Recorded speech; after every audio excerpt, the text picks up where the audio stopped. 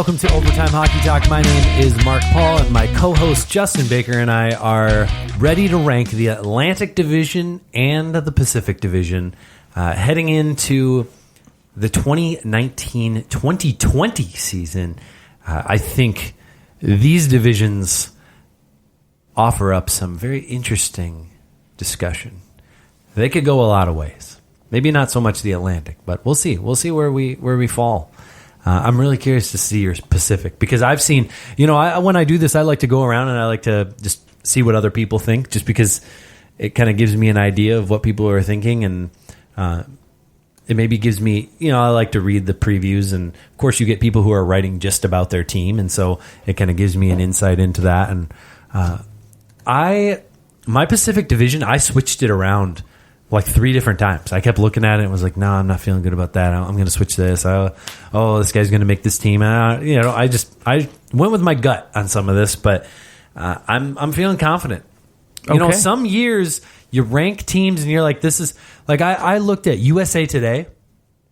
Their rankings were the same as last year's standings. I was like, how is this?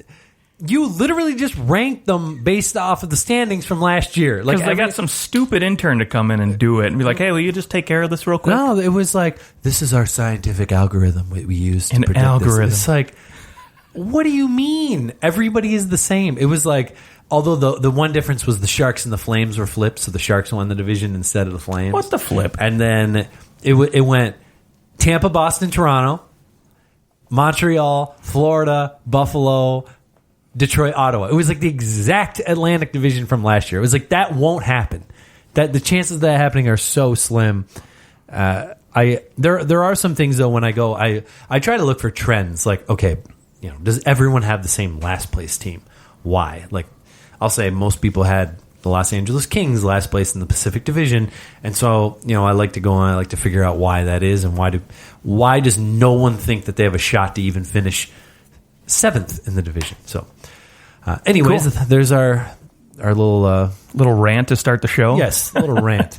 Yeah, if you're gonna do some rankings or predictions, don't use last year's standings and just use your brain. That's dumb. Okay, let's start off with, what do we want? Atlantic or Pacific? Dude, you pick. Well, we're gonna start with the Atlantic Division, because that's who I have first on my list. Beautiful. We'll invert this, and we'll start with number 8. And I'll just start with my number 8. And I am actually picking Steve Yzerman's Detroit Red Wings to finish last in this division, and I'll tell you why. You look surprised that I'm shocked that you didn't put Ottawa.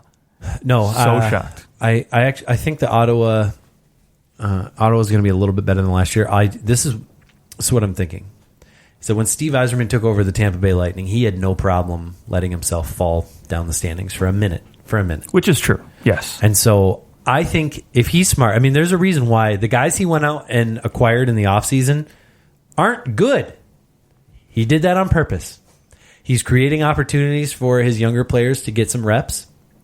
Dylan Larkin will lead this team the best that he can, but it is in the Red Wings' best interest to finish at the bottom. And I think that Yzerman will do his best to help this team finish down near the bottom of the standings. Don't think it pays off to have them finish 7th or 6th in this division. If they can get a top 5 pick, that's what they want. While I don't disagree with you that finishing at the bottom is ideal for this team's future, I just don't think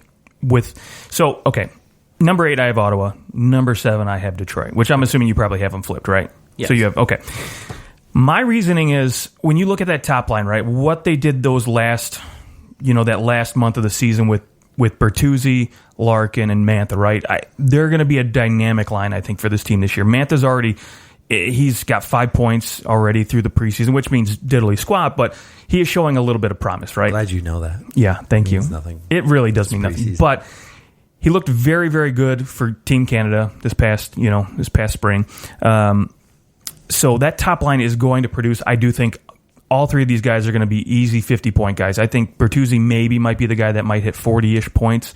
But I do think Mantha is Sounds like a last place team's first line to me. However, I do think Mantha is a 30-goal scorer. I think Dylan Larkin's a 30-goal scorer. I think those two guys are going to be dynamic and lead this team in offense with, maybe 60, 70-ish points respectively. If he can stay healthy. If they can stay healthy. And you look at, I kind of looked at Boston in the past, right? I don't think Detroit obviously has the defense or goaltending Boston did. However, they were able to lead offensively with just one dynamic line.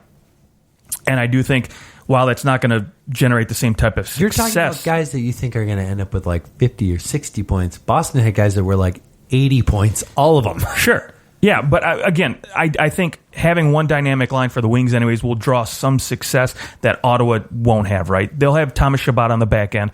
I think goaltending for Ottawa is going to be horrendous, whereas Detroit will get some decent goaltending because, let's face it, Jimmy Howard is still a capable guy when he's healthy.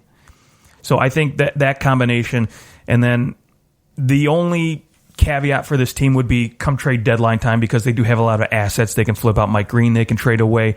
They might dump off a lot of players, to get some picks back. And I think Yzerman won't be scared to do so because he wants this team to finish towards the bottom. And I do think they're going to end up in 7th place. But just because, again, I think they have a little bit more offensive guys that can put up some points. I think Hirose, I honestly don't know how to pronounce his name yet. He's going to be great for this team up front. I think Anthony Siu is still going to be a 30-goal guy probably again. I do think there's going to be some scorers on this team in the second and third line where maybe they didn't really have so much before. So, where Ottawa's lacking goal scoring and guys that can produce up front, I think Detroit, that gives them the nod to finish 7th. Okay. I just think that Detroit is going to try to be bad. So it would be ideal for them, but Yeah. I also think Ottawa has a significantly better back end, despite Zaitsev isn't great, but he's better than most of the guys that the Red Wings have on their back end. Sure. Ron Hainsey's proven that he can play with somebody who maybe can move the puck himself. He's responsible, unlike half the Detroit Red Wings defensemen. Yes. So, I think that they have a chance. And Craig Anderson, he may be due for a good season now. Well, you did talk about, we have talked about it constantly, his roller coaster. Yeah. Good season, the bad season. So, and, most of that just comes down to the fact that the team in front of him wasn't good. So what are you going to do? But I also, Craig Anderson, contract year, he's probably 38 years old, from here on out, he's getting 1-year deals. So, but if he wants to play in the league again and not go have to take $1 million contract somewhere, he needs to have a darn good year. Sure. He needs to win some games for Ottawa where people go, oh, wow, we're noticing this, and maybe they acquire him at the deadline. But that's something I think that Craig Anderson, there's some incentive there. Sure. And you can make the same argument for Howard, too. He's in a contract year.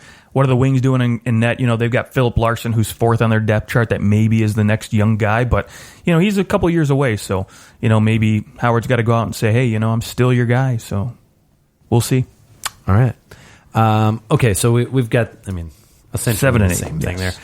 Who's your number 6? The Montreal Canadiens. Oh, you have them falling a little bit. I do have them falling a little bit, yes. I do think, despite last year where they did have a lot of success, and most of the success, too, people forget, they came out of the gates firing, right? They were hot early on. In the playoffs. Them and Buffalo were both in the playoffs. Right, Buffalo was leading the league at one point. Yep. I think this team, though, they had a lot of guys that had career years, Thomas Tatar, Domi. Right. Now the book's out on what's his face, Koke Niemi. A lot of guys are now like, okay, this kid's not a rookie anymore. How is he going to follow up his sophomore season? I think he does kind of have that Dylan Larkin slump where maybe he falls back down to do a 30, 40-ish point season. Being a top line guy there, I don't think he only had, he had 34 points last year. Okay. So yeah, I don't think he, he's not going to do worse than that. No, probably. But I don't think he does much better, right? And I think you also have Jonathan Drouin, who right now is, I don't want to say the subject of some trade rumors, but his name's been tossed around out there. And for me, where there's smoke, there's fire, right? He always is. But it's also Montreal. Everyone's on the trading block. Sure, but he's looked horrendous preseason training camp so far. He hasn't looked great. And I think this team is, expected him to be that number one line guy. And I don't think he's up for it. And, I think, too, again, this defense is just not very good. They really could have. Shea Weber is I mean, Shea Weber. Yeah, I mean, he can play 30 minutes a night, and that's probably what they're going to have to do if they're going to do anything. Absolutely. That's assuming he stays healthy, for sure. And Carey Price is probably going to have to be at about a 9.2-3 clip. Right, which is going to be hard to keep up for a team that doesn't have a lot of good defensemen in front of him, right? Carl Osner going on waivers again, so he's going back down. So, you look at the guys in front of him again, Mike Riley, Ben Sherratt, these aren't guys to me that are going to be, top tier guys that are going to, protect the net. And so, again, outside of Shea Weber, I don't think there's much in front of him that gives me a lot of confidence that, Carey Price is going to be able to not have to be the savior every night for this team. Okay. So, despite all this, I have Montreal at 5. Okay. But I have the Buffalo Sabres at 6. Wow. Well, I have the Sabres at 5. I do like what the Sabres did in the offseason. I think that getting Colin Miller on their back end, that was a nice move. And adding Marcus Johansson as a third-line center, that's, all things that I can appreciate that they were able to do. And I mean, it's also not lost to me that Brandon Montour was acquired late last year at the trade deadline. And so him getting a full season under his belt with the Bruins will definitely be positive. Carter Hutton, I mean, he had one really good year, and that was kind of it. And so goaltending is always a question. I mean, there's just the defense to me is still pretty bad. We'll see how good Rasmus Dahlin can be here. Like, is he a guy who can really shore up everything? Because we know he's going to be really good. He definitely has shown some flashes of brilliance in his rookie season, but it's a difficult position to play. And so I just don't think that they have the horses there. And offensively, they bring in Jimmy Vesey. You bring in Marcus Johansson, but Marcus Johansson isn't going to go out and score you 20 goals. Not a chance. I mean, what did he have last year? He had 12 goals last year, 13 goals because he put 5 the year before that. I mean, it's been a couple years since he scored 24 with Washington, and he just doesn't seem like that guy anymore. I think he's lost a step. And so, to me, the Buffalo Sabres just, they're going to toil a little bit again. They may go on some hot streaks because they do have some streaky guys. But I think we're going to be looking back in this year and go, I feel so bad for Jack Eichel. What is it about Jack Eichel and Connor McDavid being on these teams? Yeah. Listen, I won't disagree with you. I think there are some holes in this team for sure. I do think, though, the additions of Jimmy Vesey, Marcus Johansson, I do think this gives the team a little bit more flexibility in terms of their depth forwards, right? I mean, obviously they're going to rely heavily on Skinner, Eichel, and Reinhart on that top line to go out and produce. But I think now, instead of having to wonder if maybe do I move Reinhart down, do we have to rely solely on Casey Middlestat to produce on our second line? Now you have some guys that maybe can protect and add a little scoring on the side. And plus, let's not forget, two guys like Connor Sheary and Vesey are all in contract years, so they have something to prove, right? Vesey's been looked at his time in his time in New York as mostly like a bust because he's ended up being on a third, fourth line minutes there. So this is a guy that's going to want to go out and prove that he can still play and earn that next big contract. And by big, maybe $4 or $5 million, who knows? But yeah, and then you look at the back end too, and. I think there's a lot of guys on this squad that maybe like, a Bogosian or Ristolainen that maybe are starting to fall off a little bit. Scandella a little bit. Yeah. But I like the addition of Colin Miller. I think that's going to add a lot of stability back there for this team. Dahlin, I think, only gets better.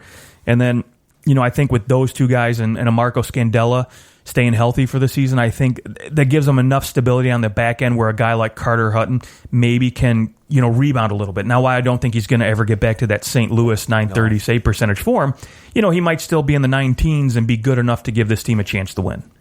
Yeah, I don't think that the Sabres are going to be really bad. No. I think they'll be a playoff bubble type of team. Same with Montreal. They'll be there until, maybe like late March. Yeah. Now, where I think, Montreal has a lot of guys that'll probably regress in my mind, I think Buffalo has more opportunity for guys to improve, whereas they won't regress. Okay. I mean, Casey Middlestat can't get worse. True. There's that. The Sabres have really missed. Like, if you think, Sam Reinhart, granted, the guy who went after him was Sam, oh gosh, he's in Calgary. Went 3rd overall, right? The guy after him, the guy who couldn't do a pull-up. Oh my gosh, what's his name? It's okay. I can't think of 3rd overall. All good. So I mean, first overall that particular year. Outside of that, it's kind of fallen off. But Sam Reinhart at number 2. I mean, that just you can't miss with the 2nd overall pick. And for all intents and purposes, they missed. Like, yeah, that's nice that he's turned out to be an okay top 6 forward, but 65-point guys, not bad though. It's not what you're looking for with the 2nd overall pick. I don't think. No, for sure. Especially at this point, like he's 23. This will be his 5th year. Like, I mean, you're expecting big things out of him. Otherwise, I think you're declaring him to be at least a partial bust. I don't know if I'd go that far, but I mean, if you look at, you can compare the draft, a couple years ago with Dallas, right, getting the number 2, and they went after Heiskanen, and that looked really good. So I think, maybe if you're Sam Bennett, that's it. Okay, thank you. Yeah, I think if you're going bust, if you're going apples to apples, right? Yeah, of course. Then you can compare number 2 pick. Sure, you'd rather have a Heiskanen than a Reinhardt at this point, but right, yeah, absolutely. At 65 points, not a total bust. It's right. It's not a bust in the sense that the guy isn't in the NHL, but at 2 overall, I think you're thinking, all right, this guy's going to change our franchise, and he's been nothing more than a nice top 6 forward. I'd rather have Reinhardt than Nolan Patrick right now. Yeah, you're not wrong about that. Patrick Laine, even though he's had some great seasons, is kind of... Yeah, he's teetering on that. Yeah. Could he end up being one of those too? Yeah. Okay, so it was Buffalo's your number 5. Buffalo's 5. So we've just kind of flipped. So who is your number 4? The Panthers. Okay. And I thought about putting Boston at number 4 here instead. Just to spoil it, they're at my number 3. But I think these two teams are going to finish within just a couple points of each other. Yeah, I really do. I think the addition of Joe Quenneville is going to change much more about this team than the addition of Bobrovsky, personally. Okay. Adding some structure and discipline there for this team is going to be key. And then another big thing, too, I think, with this team is a healthy Trocheck throughout the entire year is going to be... Yep, that can't be discounted at all. That guy is could be the best number 2 center in the league, maybe outside of Malkin. Or John Tavares, if you want to go that far, but I do actually. Okay, I was going to say you'd rather have Trocheck over I'm kidding. Tavares. Absolutely not. But yeah, Trocheck's up there in that conversation. He's a very good number 2 center, absolutely. And as far as goal scoring number 2 centers go, yeah, he's definitely top 5 goal scoring number 2 centers. I actually have Boston at 4, and I have the Panthers at 3. So I have the Toronto Maple Leafs playing the Florida Panthers in the first round. I don't hate it, and I wanted to do it so badly. I wanted to put them at number 3. And, the reason I did, partially because I just want it to be different. Like, I feel like it's been okay. You're sick of seeing Toronto get bounced. My thought, when I look at Boston, I see a team, we're all wondering, can they do this again? Their core is older. Right, their guys, Marchand, Bergeron. Marchand, I'm not so worried about. Bergeron he's not going to stay healthy all year long. He hasn't the last 3 years. No. He's been in 60 games. Chara's slowing down every year. Every year the guy gets slower. So he's not going to get any better. I think that there's a few guys that may regress. And David Backes is he's going to be watching from the press box. I think almost every game. I think that if 10 games at most, I think he gets in. Yeah, so the Boston Bruins, to me, regress a little bit. I wouldn't want to play them come playoff time. I just think regular season-wise, I don't think, what they win? They won, they went on some crazy stretch, a 20-game stretch where they won, 16 or 17 games, didn't they? Last year, they went on some mad stretch at the end. So I think that definitely, boosted them, and I don't think that's going to happen again this year. I think the Panthers are probably going to hit their stride really early, and kind of boost their way up. There's always teams that come out of, they were non-playoff teams. And they come out and they not only make the playoffs, but they also squeak into the tops of the division. So it's hard to stay up there all the time. And I think that the Bruins are the one team out of the 3 from last year that you go, all right, who's most likely to regress? Well, it's probably the Bruins. Yeah, I would absolutely agree with that. And Tuukka Rask, how much... we'll see how long he can continue to be productive. Well, I will say, luckily for Boston, they do have a fantastic backup with Halak back there. I think It's true, but also Halak, old as dirt. he's Not really old as he's dirt. quite old. Yes, We're like I the will same give you age. that. Speaking of Florida, though, the one thing I do love that this team did go out and do was add a lot of depth at the forward position. That's one thing they missed a ton of last year. And adding guys like Noel Achari, who, again, leaving Boston was coming huge. from Boston, yeah. Was huge for that. That fourth line last year in Boston was huge. So losing a guy like that's going to be a big pickup for Florida.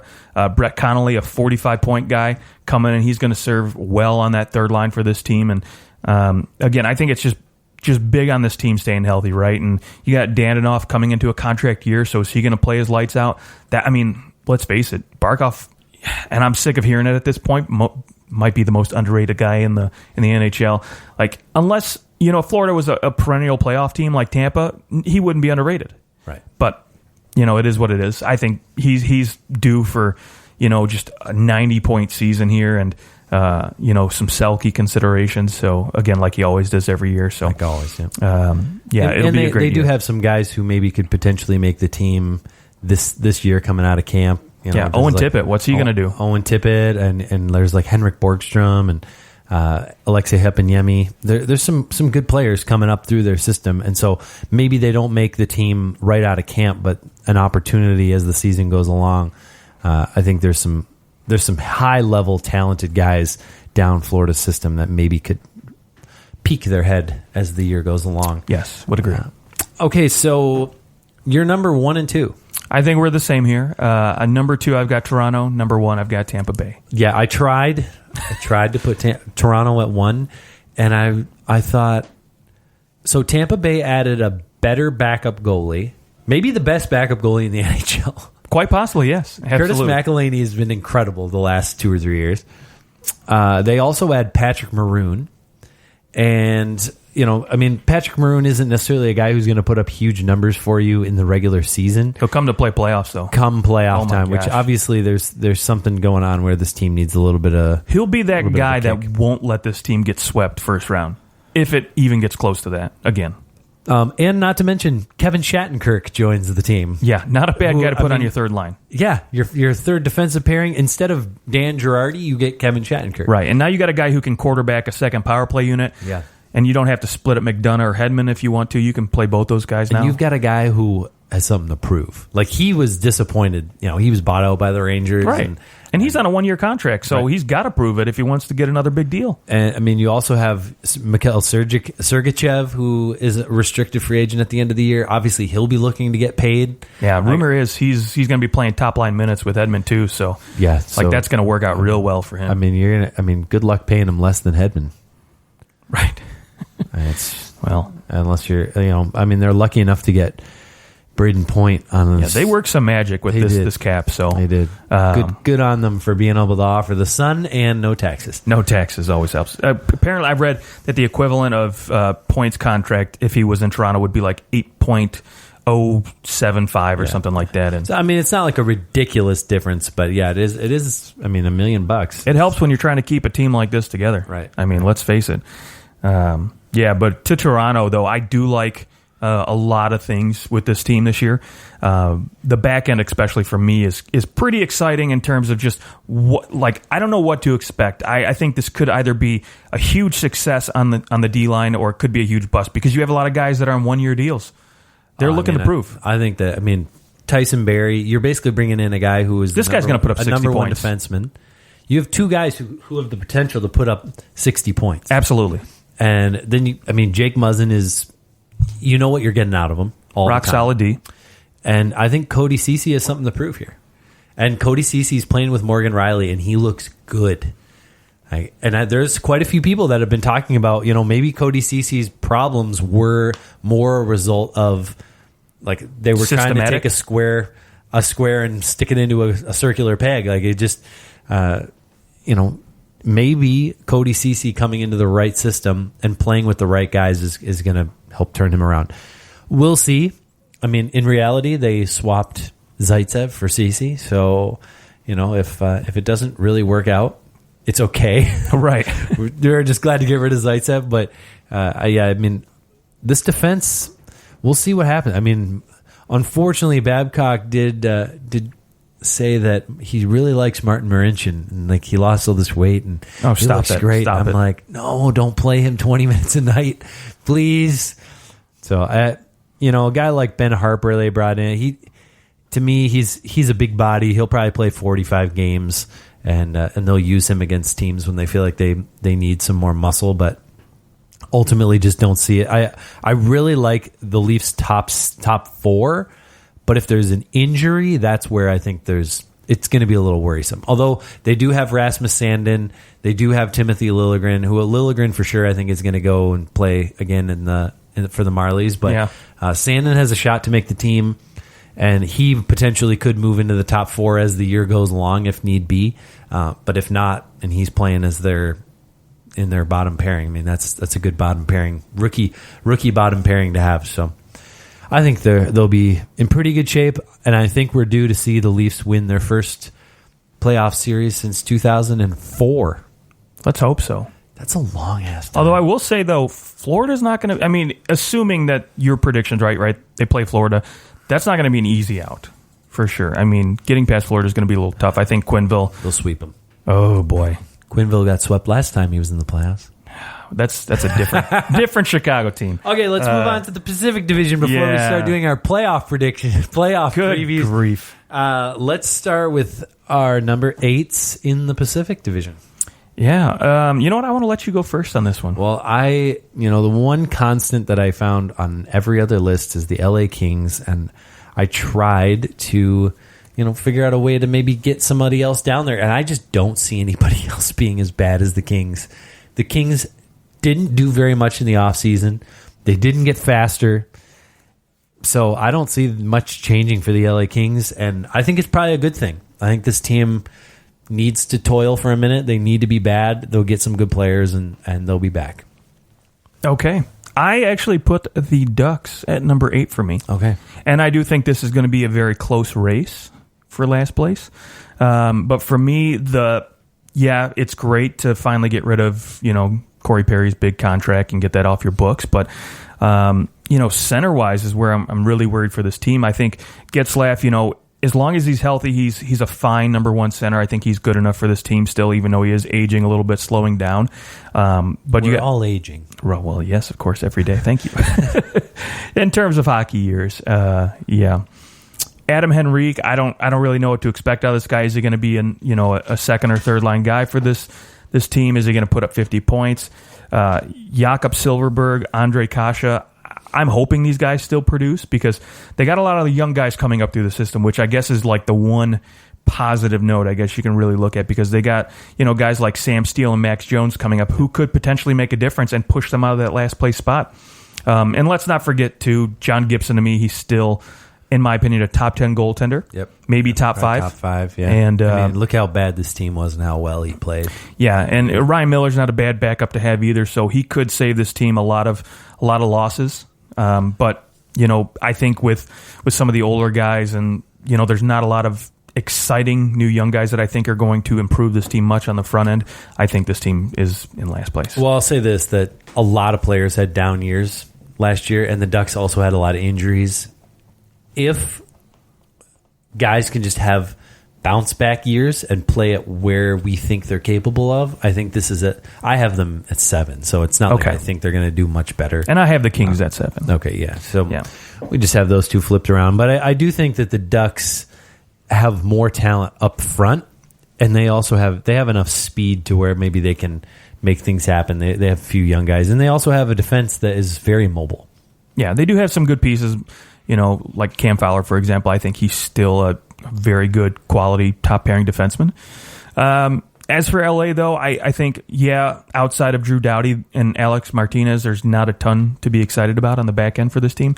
However, I do think this goaltending is just as good as Anaheim's in terms of what I think you're going to get in terms of production. I just disagree. Well, I mean, Jonathan Quick, he's just not the same Jonathan Quick. No, but he had to change his whole style. But here's the thing, though. I think Jack Campbell, though, is a phenomenal goaltender, and he's going to take over as the starter of this team in a couple years. As far as to say phenomenal. Well, okay. Would I say like Jack Campbell is capable? Yes. Capable of goaltending a team from like last place and instead finishing 6th in the division? Maybe. But, I mean, He took a crappy team and finished in 31 games with a .928 save percentage. That is true. How many games did he play last year? 31 games. 31, right? Which is, I mean, a good sample size when you still can finish with those kind of numbers. That's where you almost want your backup goalie to be. Between 50 and 30, I think, is a good split. And I think you're going to see a 50-50 split in net with these guys. And I think as long as Quick's healthy and Jack keeps them fresh, I think these guys can still put up just as good as numbers as you're going to see Gibson and Miller put up. And that's what I mean by in terms of comparables. But to me, I think it's the up front where I think maybe LA gets a slight nod, because I think a lot of guys had down years in terms of like Alex Iafallo, Tyler Toffoli, Jeff Carter. These guys all had down seasons, and I think they Jeff Carter, while he doesn't really have anything to quote unquote prove, he's going to want to go out and be better this year. Yeah, I mean, these two teams are very similar. Yeah, like they're both aging. They both have some very talented guys that have been really good for a long time, and they are still securing the top line, top defensive pairing. They both have really good goalies. They have a lot of unknowns throughout the rest of their organization. They don't have a lot of love coming. Like LA has some nice pieces coming. I think they're still several years away. And to me, both these teams are just, I mean, the best thing for them is to not be great right now. Yeah. I mean, does Anaheim look to move Ryan Getzlaf? Like, do we start hearing his name? If Anaheim comes out of the gate and they're last place and they have no shot at the playoffs, and by like December, do they start to go, hey, Ryan, maybe next year, what do you want to do? Because maybe he doesn't want to just spend a whole year toiling. I mean, this might be his, next year he's 30, he turns 35 this year, and then he turns 36 next year. Like, does he want to spend his last 2 years of true, like, being a first line guy? Right. Does he want to do that playing for a bad team? Because I don't see Anaheim all of a sudden next year being that great either. Maybe now's the time to just get out and get your pieces for him and call it a day. I know he has a no move clause. You got to eat that money though too. $8 million. But $8 million would be worth it for him. I mean, even if Anaheim was but at 34, 35, I don't want to give somebody $8 million. But it's only 2 years, and he's so good. He's going to get you 70 points. You're paying that money for a 70-point guy anyway. I'd rather take on 1 year than 2, but that's just me. Yeah, but if you want Ryan Getzlaf and you are a team that could, let's say Arizona, maybe Minnesota. Let's say Arizona goes, hey, we could use Ryan Getzlaf. They could use a top line. They need a center, and maybe they're willing to give up a first round pick for Ryan Getzlaf if he's willing. I mean, it's not that far from Anaheim. You can 3-4 hour drive. Anywho, okay. So you're number 6. The Edmonton Oilers. I have the Oilers at 6 as well. I wanted to put them higher. I just can't. Yeah, it's very tough when you look at all the dead weight they have on this team. Like, they did get rid of a big piece of dead weight in Lucic. I think that James Neal will have a better year than he had last year. Which, funny little thing. I read today that, like, somebody was joking that the reason Tkachuk signed his contract was because he saw Lucic on the first line power play and was like, nah, we can't let Calgary do this. And so he signed the deal. Perfect. There's probably some truth to that. Maybe a little bit, yeah. I mean, I do like Mike Smith coming to the Oilers. I think I really can have a positive, push the needle there. But ultimately, I just don't. I mean, I don't know, man. I don't. They are wasting away Draisaitl and McDavid, and it's so sad to watch. And unless they can pull off some huge trade here, the only thing they can do is just be. I mean, they're not ever going to be the worst. They're not going to be the worst. So now they're going to be a middling team. They're going to get another, like, maybe number 10, 11 draft 9 pick. 9 through 12 draft pick, and maybe that player works out, maybe he doesn't. And, I mean, I think the conversation is going to quickly shift to, does Connor McDavid want to be here? I think it's going to go quick. Yeah, I think if they don't come out of the gates and look competitive, that conversation is going to come up real quick. It's going to, it has to. And anybody that's avoiding it is just, you're avoiding it because you just don't think it's possible. No. And then the problem is once McDavid's gone, how long before you see Draisaitl start having that conversation with management? Right, there's no reason. Draisaitl, I think, maybe is a little different because of the fact of how much money he makes compared to mean, he had great production, but he had great production playing with McDavid. So yeah, but you put him with a top pairing center, right? And you can say, okay, he could probably go score 50 goals playing alongside Austin Matthews. You right? wonder Connor McDavid though if he could fetch you some team willing to give up like 3 first-round draft picks. Oh, in a heartbeat, and a top 6 forward, and like somebody would give up the world for him. Look what they gave up for Karlsson, right? And Karlsson isn't really looked at as a game changer anymore. He's still I don't know about that, but but he's not the best player in the world. No, and he's definitely not. But I mean, again, you're not worried about McDavid's health either, like you are maybe with Karlsson. You should be worried about your health if you're eating McDonald's. Let's just move on. Okay, so you're number 5, Vancouver. Okay, you have Vancouver number. Yeah, I this is another team that I wanted to put higher, but I think just given what they have on the back end and in goal, it became a little bit more difficult. I actually for me. Don't hate their back end. I don't hate it, but I don't. At least not I don't as much as love last it. year. No, definitely not. I think Quentin Hughes is going to be phenomenal back there, but again, it's Quentin Hughes. You got Tyler Myers now back there. Jordy Ben is an underrated 5th defenseman. He is. He's a great defensive defenseman. He'll be solid, but Quentin Hughes I think is the biggest question mark. What guy are we going to get? Are we going to get the superstar everybody thinks he's going to be, or are we going to get a pretty middle of the road defenseman? Which who knows. Even if he does put up 30, 40 points, I still think it's a successful season for a guy like that. But again, the big question mark for me is the net. Markstrom was fine last year. He wasn't great. He wasn't bad. 918. Yeah, he didn't stink, but he wasn't great. Above average. Yeah, but he was above average. They've got luckily, in goal they've got a lot of good prospects. They've got Demko, who I think will probably end up being the backup this year, and then they've got DiPietro in the pipeline as well. So they've got a couple really good pieces who could, in a couple seasons make this team, and they could be something to be dealt with. But yeah, I'm not as high on the JT Miller ad. I think it'll be fine. I think he's a 45-point guy. I think Vancouver has a lot of 45-point guys. And that's the thing, yeah. And Louis Eriksson, what are you going to get out of that guy? Who knows? Tanner Pearson, are you going to get what we thought he could be? Or are you going to get the guy that, LA wanted to get rid of because, he wasn't working out? Yeah. Michael Furlan, another guy who, maybe he can play in your, on your second line, but definitely your third. Maybe he can put up 40 points. There's quite a few question marks. I think that Markstrom answered a lot of questions last year. That this team started to play some kind of system, and he played really well in it. I like that they're I think most teams have gone to a system where they go, all right, we want to play our goalies 45 to 50 games, and I think they'll do that. I think that Demko will get a good look, and if he's not ready, I think they'll probably go out and sign one of these free agent goaltenders. Maybe they bring in a Neuwirth who got released, and I don't understand that either. Why he got hurt, and I think it was just okay, bye. Right. Well, we're not going to pay you if we're not sure. So, but this team does, outside of Besser and Pettersson, this team doesn't have a ton of star power, but they have a lot of guys that I really like, and I like Bo Horvat. I think that he's a really good second line center, and so next captain too. Rumor is they're going to slap the C on him. So I think that there are some nice pieces here, and I think that actually the Calgary Flames will finish in 5th. I just don't like their goaltending. David Rittich, I'm big question mark, and even if he can play well for a 30-40 game stretch, who else is going to play with him?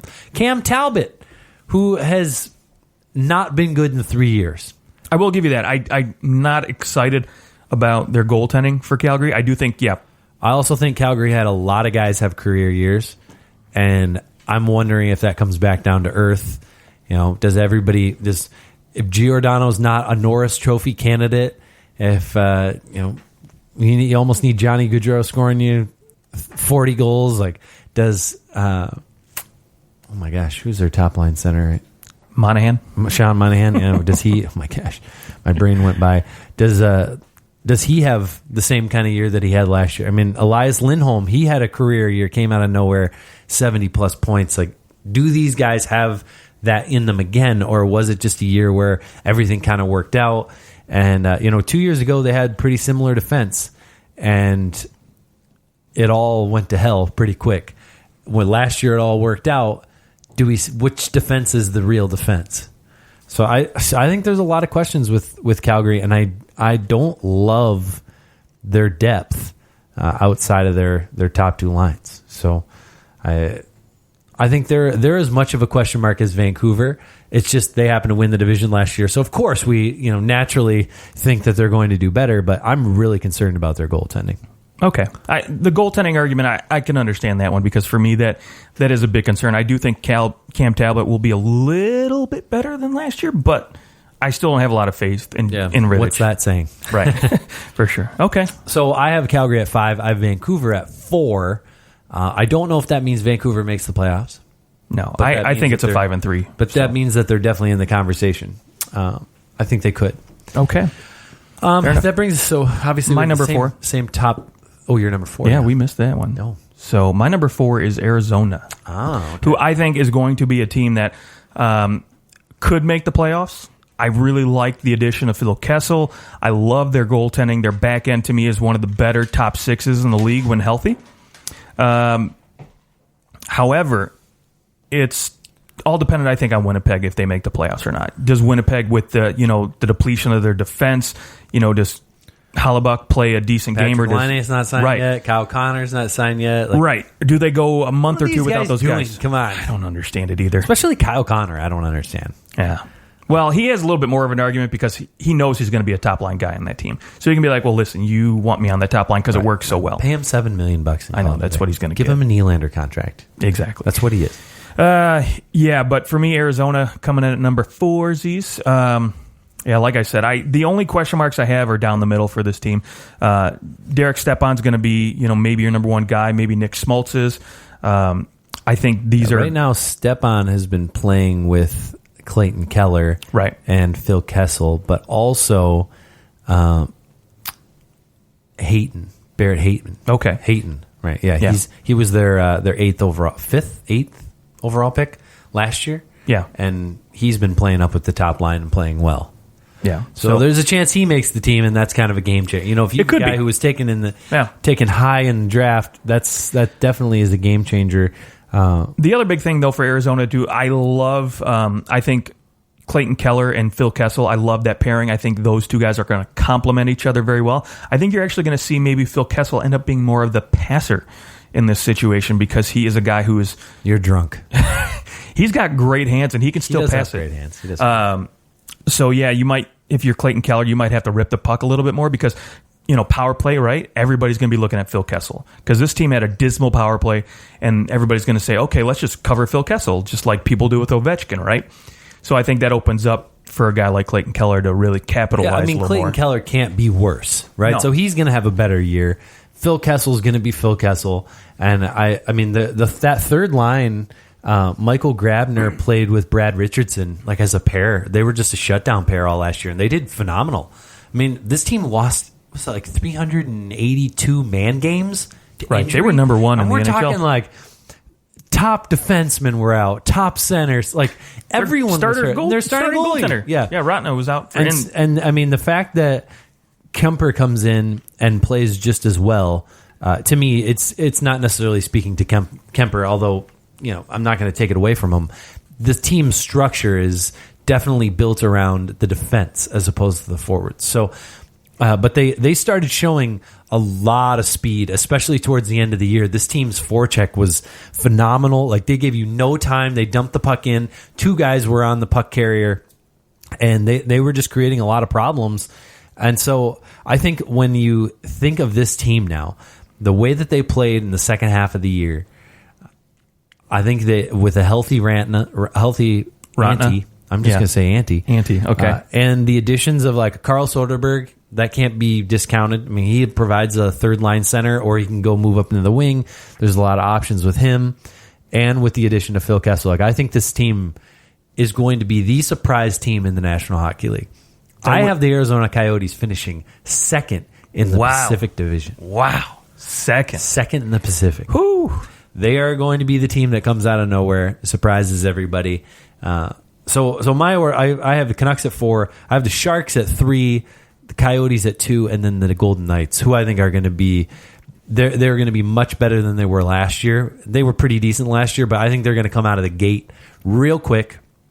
They're going to build a substantial lead in this division, and I think they're going to be. It's going to be the Golden Knights and everyone else. Yeah, I absolutely agree. I have the Golden Knights winning this division. At number 2, I do have San Jose.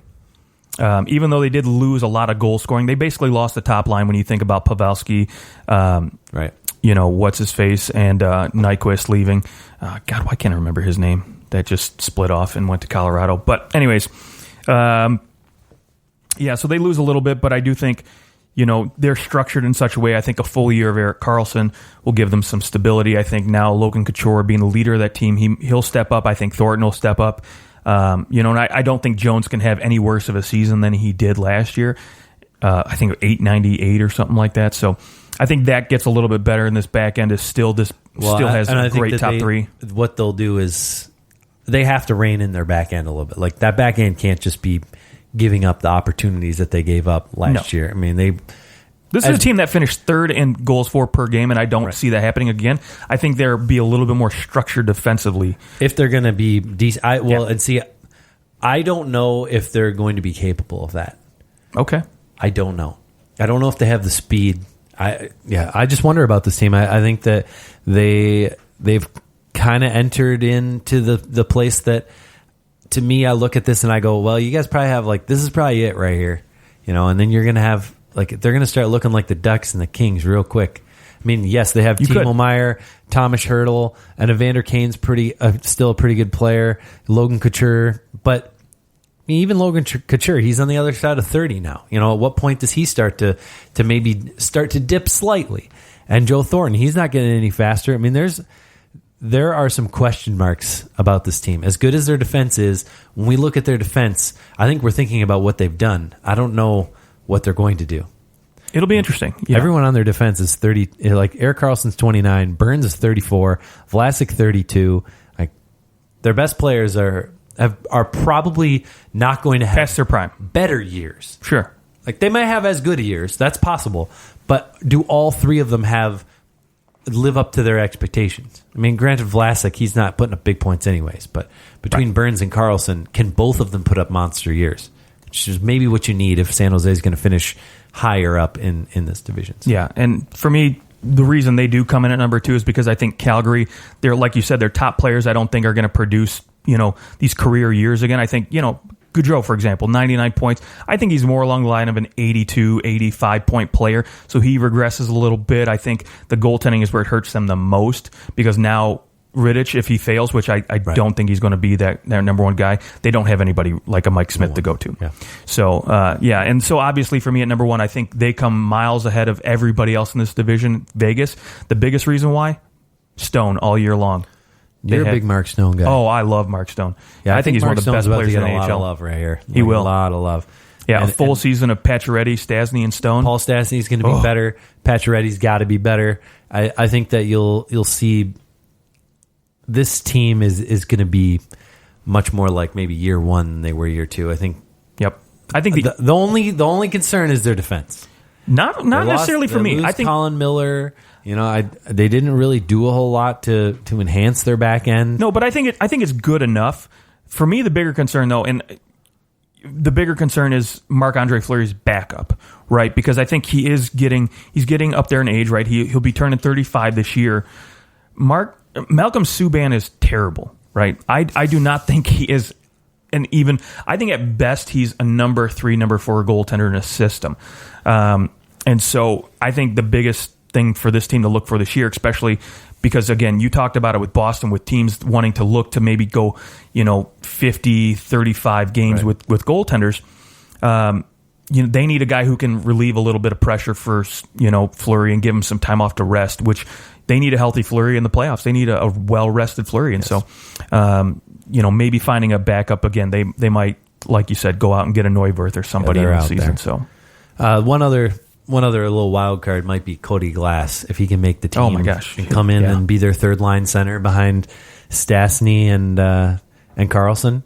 That's a pretty good 3rd line center. I'll tell you what would be an amazing pickup if you're Vegas. Maybe you go out and pluck yourself a Jimmy Howard at the trade deadline. Detroit won't be doing well. They'll be looking to say, hey, Jimmy, You want to get us a second round pick? See, I just feel like Jimmy Howard, he's going to be the guy. I don't want to move. They don't trade him. He stays there. He'll keep signing 1 year deals. I understand that they don't too. want him anymore. I feel like that might be what happens with him. Well, that is our Atlantic and Pacific Division rankings. Let us know what you thought at OT Hockey Talk on Instagram and Twitter. And let us know if your rankings are different. Let us know if you think I'm insane for having Arizona at 2, because I feel a little crazy having Arizona at 2. But I just, there has to be something in there where it's different. Like, it's usually not the same every year. Teams that made the playoffs last year missed the next year. So somebody's got to miss. Who's this year's New York Islanders, right? Yeah, exactly. They're always like the New Jersey Devils. They were a team that 2 years ago everyone thought they'd be last in the league, and what do you know? They were leading the division for half the year. I would rather take my chances and try to pick that team than, pull the USA Today and just do a backwards or the same exact ending standings of last year.